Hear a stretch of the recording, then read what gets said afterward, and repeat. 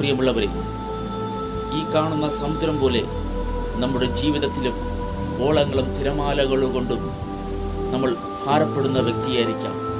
നമ്മുടെ പടക്, ജീവിതമാകുന്ന പടക് മുങ്ങി താണു പോകുമെന്ന് നമ്മൾ ഒരുപക്ഷെ കരുതുന്ന വ്യക്തിയായിരിക്കാം.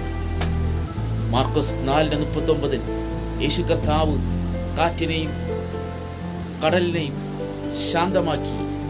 അതേ, നമ്മുടെ ജീവിതമായ പടകിൽ യേശു കർത്താവ് ഉണ്ട് എങ്കിൽ ഏതൊക്കെ തിരമാലകൾ അടിച്ചാലും നമ്മുടെ പടകുകൾ മുങ്ങി താണു പോകുമെന്ന് നമ്മൾ കരുതിയാലും ഭയപ്പെട്ടു പോകേണ്ട. യേശു കർത്താവിൻ്റെ ഒരൊറ്റ വാക്കുമതി കാറ്റും കടലും ശാന്തമാകുക.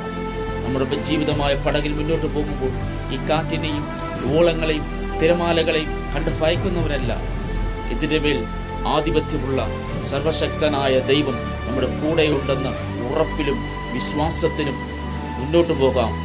ദൈവം നിങ്ങളെ സഹായിക്കട്ടെ എന്ന പ്രാർത്ഥനകളുടെ ഒരു പുതിയ ദിവസം കൂടെ ആശംസിച്ചുകൊണ്ട് നിർത്തുന്നു. ആമേൻ. സ്തോത്രം. തിരയും കാറ്റും കോളും എൻ മനസ്സിൽ കുടിയേറ്റം, ഞാൻ തുഴയും ചെറുവള്ളത്തിൽ എന്നും വിഭ്രമജലതാളം.